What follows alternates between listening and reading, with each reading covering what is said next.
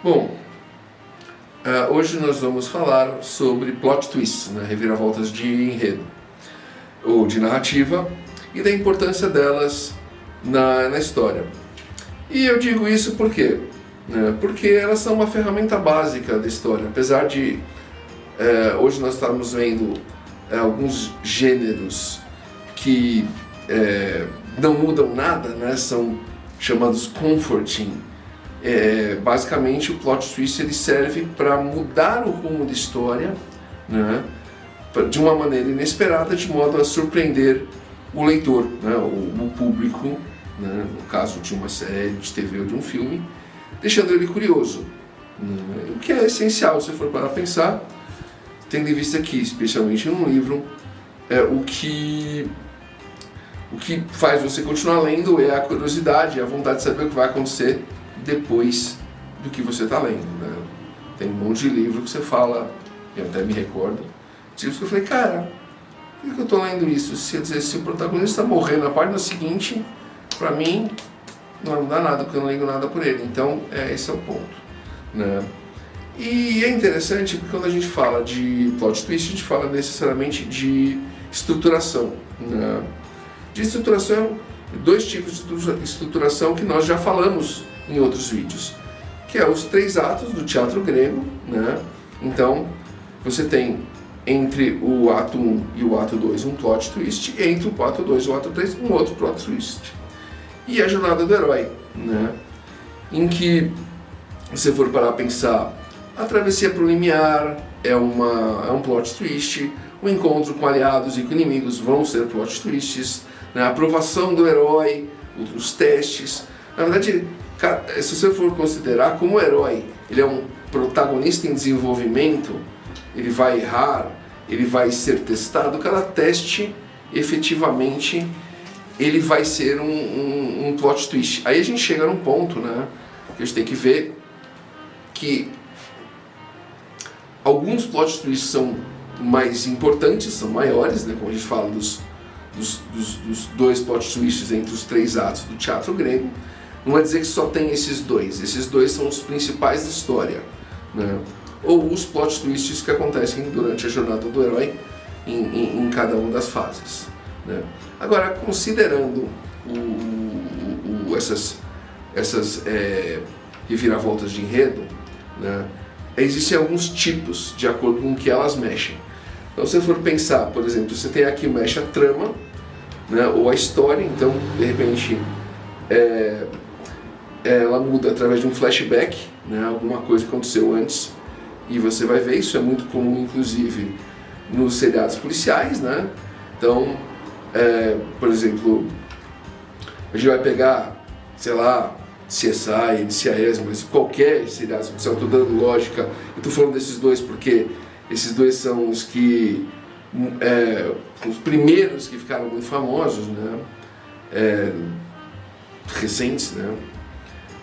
E de repente o culpado tem um álibi, né? Então o primeiro cara, assim, o primeiro cara que eles estão achando que é suspeito tem um álibi, acabou. Inclusive, de novo, a gente volta na necessidade de estrutura, né? Então, se você for parar a pensar, é por isso que, tudo bem, você fala, mas os seriados, né, eles têm roteiristas. Sim, eles têm roteiristas, mas eles têm 20 episódios, de repente, por ano. Lógico que esses atuais da Netflix, da Amazon, não tem, mas esses que vêm dos anos 90, dos anos 2000, eles tinham 20, 21, às vezes até 24 episódios por ano. Quer dizer, e você tem que criar 20 e tantas histórias diferentes, né, com os mesmos personagens por um ano. Então você tinha aquela lógica, né, o crime acontece, os policiais estão investigando, aí o suspeito tem um álibi, aí os policiais seguem investigando outra linha. Então, quer dizer, aquele ponto, qualquer pessoa que assiste um seriado, é aquela coisa, você está vendo lá, eles estão investigando, encontram lá um suspeito nos primeiros 15 minutos. É claro que ele não é o culpado, porque se ele for o culpado, pronto, achamos o culpado nos primeiros 15 minutos, você sabe que a história tem lá dos seus mais 35, 45 minutos, os caras vão fazer o quê no resto do tempo? Né? Um piquenique. Então é aquele ponto. você tem uma estrutura, né, que eles vão mudando, né, mas sempre com a mesma coisa, sempre vai começar com um crime, depois você vai ter a investigação, depois vai ter lá os CSIs, e assim vai a história, né, menos evidentemente os especiais, que aí são histórias mais complexas, às vezes tem duas, três coisas, mas mostra a importância até dos plot twists de você seguir uma estrutura, né? Na fantasia, né, por exemplo, acontece muito quando surge um outro personagem, a maioria das vezes o antagonista, mas não necessariamente, que muda o rumo da história, né? Então acontece alguma coisa, ou surge um personagem e isso muda o rumo da história. Por exemplo, na trilogia Sombriossos, né, nós até fizemos a resenha dos livros, o Nikolai, né, ele é um personagem super importante,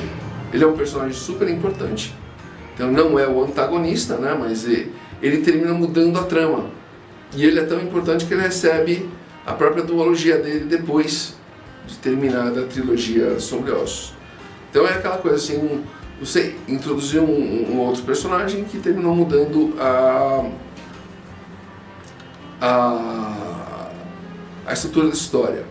Outro tipo de plot twist de personagem, quando é revelada alguma faceta, né,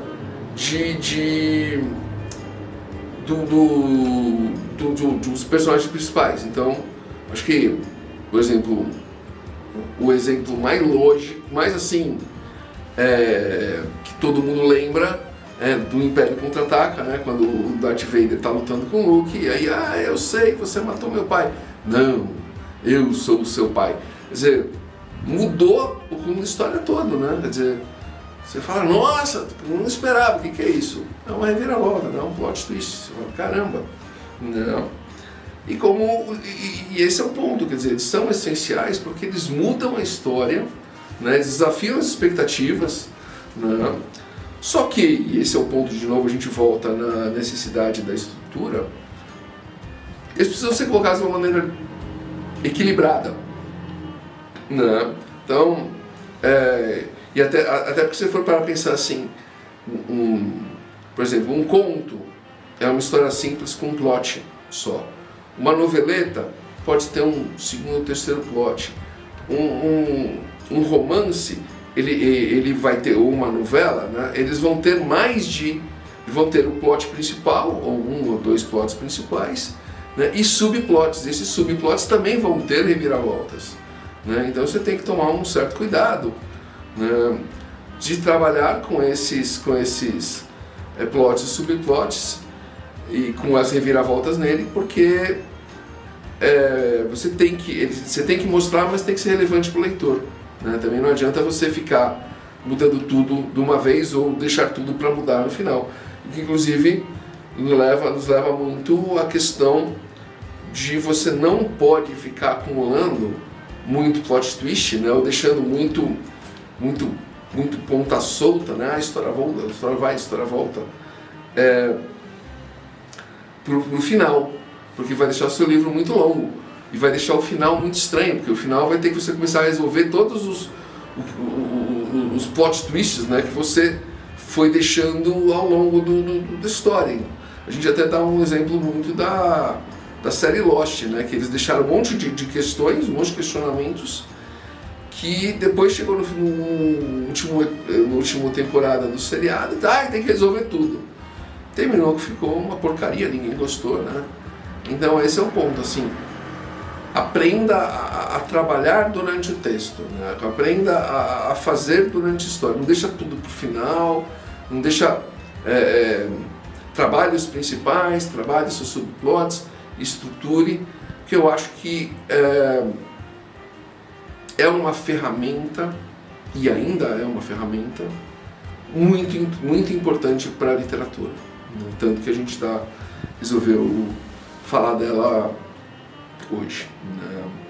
Eu acho que, evidente, a gente podia continuar falando, como a maioria dos textos, a maioria exatamente, é claro que a gente poderia continuar falando, como a gente poderia falando na maioria dos nossos vídeos, né?